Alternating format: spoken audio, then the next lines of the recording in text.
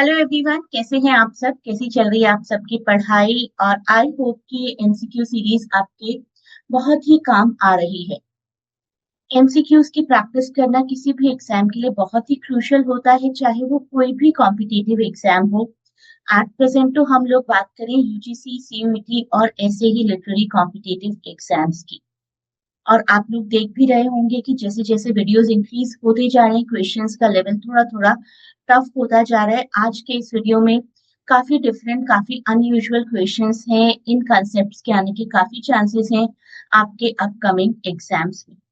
तो ध्यान से देखिए पूरा वीडियो और मुझे वीडियो के कमेंट्स में बताइए कि कितने क्वेश्चंस के आंसर्स आपको पहले से आते थे, यानी कि आपका स्कोर क्या है। तो आइए बढ़ते हैं अपने वीडियो की तरफ। इन वीडियोस को करवाते हुए बहुत ही नॉस्टैल्जिक एक फील आता है, क्योंकि बहुत ही सालों से चल रहे हैं, जब से मैंने लगभग आप सबके लिए वीडियोस बनाना शुरू किया था। तो इस सीरीज को मैं कंटिन्यू रखूंगी जब तक पॉसिबल रहेगा। न्यू बैचेस फॉर्म किए जा रहे हैं 2026 के एमए इंग्लिश एंट्रेंस एग्जाम के लिए। आप में से जो भी एडमिशन चाहता है, डिस्क्रिप्शन में दिए गए लिंक पर कॉन्टैक्ट करके क्वेरी कर सकते हैं। आप मुझे कमेंट्स में जरूर बताएं कि आपका स्कोर कैसा रहा।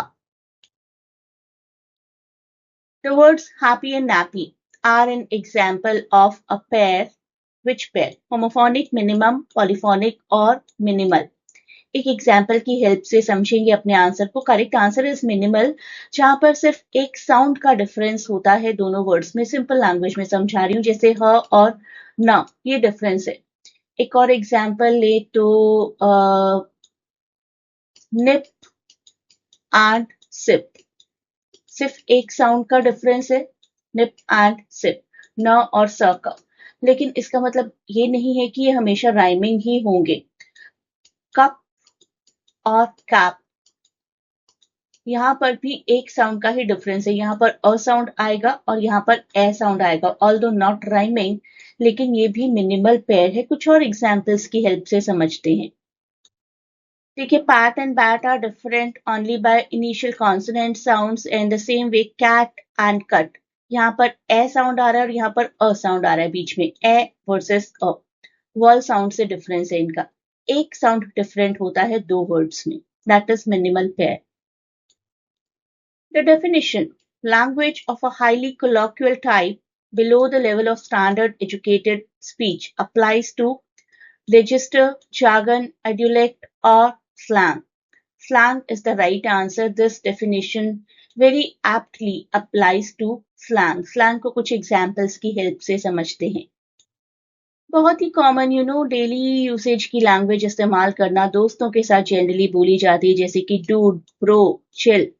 यार हिंदी में दोस्त के लिए यूज किया जाता है। कड़क, शानदार।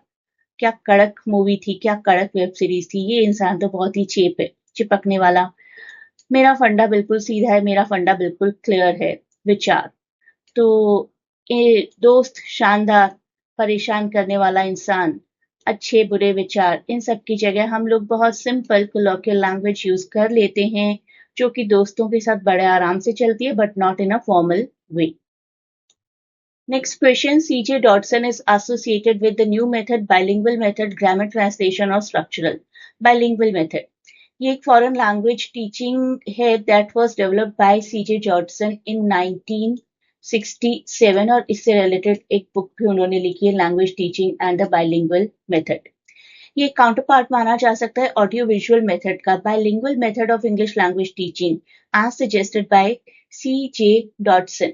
This method basically advocates the use of already acquired language. आप एक लैंग्वेज को ऑलरेडी जानते हैं, हिंदी को ऑलरेडी जानते हैं, तो हिंदी की हेल्प से इंग्लिश सीखना शुरू करेंगे।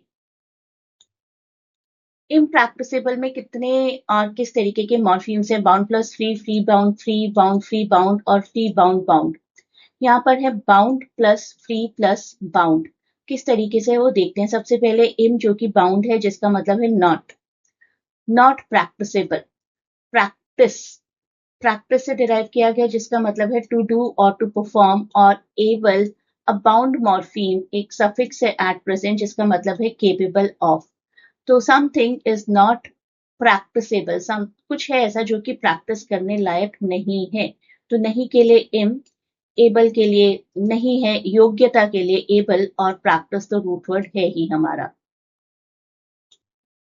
Next question, complete the sentence. John has been dash all week collecting data, but the report has not been completed.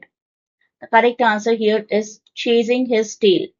जैसे कि एक डॉग है, अपनी टेल चेज करता है, लेकिन कोई यूसेज नहीं है उसका, कोई फायदा नहीं है, फ्यूटाइल अटेम्प्ट है एकदम। तो chasing the tail is an idiom to be busy doing a lot of things but achieving either nothing or maybe very little. Next question, sight and sight are examples of neologism, homonym, homophone और homograph. सुनने में एक जैसे हैं, तो जो word सुनने में एक जैसे हैं उनको हम कहते हैं होमोफोन। स्पेलिंग्स अलग अलग है, मतलब अलग अलग है, लेकिन सुनाई एक जैसे ही देते हैं। होमोफोन और होमोग्राफ में कुछ बच्चों को कंफ्यूजन होती है, थोड़ी एग्जाम्पल्स के थ्रू समझ लेते हैं। राइट और राइट सुनने में एक जैसे हैं बिल्कुल। This right is the correct answer, she gave the right answer in the quiz competition. दूसरा राइट, लिखने वाला, to put words on paper, please write your name on top of the page. Homograph का example अब देखते हैं, जो कि देखने में एक जैसे लगेंगे। LEAD यही स्पेलिंग रहेगी। One is a heavy grey material, metal. Old pipes were made of lead, which is now considered unsafe, और LEAD इसको आप लीड भी प्रोनाउंस करेंगे। The guide or in charge, the teacher will lead the students on the museum tour. तो homophone, homograph. Homophone जो कि सुनाई एक जैसे देते हैं लेकिन अलग अलग होते हैं। होमोग्राफ जो कि दिखाई एक जैसे देते हैं लेकिन अलग अलग होते हैं। जी हाँ, दोनों अलग अलग होते हैं, कोई डाउट नहीं है इसमें। Next question, the principles of CLT were formulated bye whom? CLT communicative language teaching और कम्युनिकेटिव अप्रोच भी बोला जाता है। CA कम्युनिकेटिव अप्रोच भी बोला जाता है। गो फॉर इट नाम की एक बुक लिखी थी डेविड न्यूनन ने। डेविड न्यूनन के द्वारा दी गई थियरी है। He is an Australian linguist who has focused on the teaching of English, author of ELT text book series go for it. अब बात करते हैं CLT की। CLT कम्युनिकेटिव लैंग्वेज टीचिंग, दोबारा सुन लीजिए, communicative language teaching or communicative approach is an approach to language teaching that emphasizes interaction as both the means and ultimate goal of study. And how true it is, जितना हम communication करेंगे किसी language में, उतना हम उस language को ज्यादा सीखेंगे। Next question, childhood contains derivational suffix, inflectional suffix, derivational prefix और inflectional prefix। तो prefix तो यहाँ पर है ही नहीं, इन दोनों ऑप्शंस को तो भूल ही जाइए। चाइल्ड जो कि एक नाउन है और चाइल्डहुड जो कि एक एब्स्ट्रैक्ट नाउन है। कैटेगरी बिल्कुल चेंज हो रही है, मतलब बिल्कुल चेंज हो रहा है। चाइल्ड इज बच्चा एंड चाइल्डहुड इज बचपन।